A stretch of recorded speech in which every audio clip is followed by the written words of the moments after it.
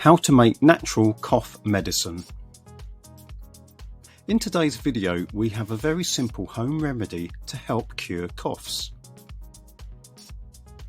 This remedy is spicy enough to calm a cough and also soothe a sore throat.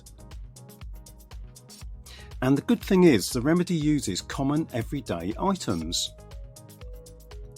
ginger, cayenne, apple cider vinegar and honey. To make the remedy, simply place the following in a small jar: 2 tablespoons of apple cider vinegar and honey, 2 tablespoons of water and 1/4 teaspoon of cayenne pepper and ground ginger. Shake the jar well and leave at room temperature for a few days. Alternatively, place in the refrigerator for longer storage. Children should just have a teaspoon of the remedy, adults a tablespoon. And ensure you shake the jar well each time before using. So, we hope you found this information useful. Until next time, goodbye.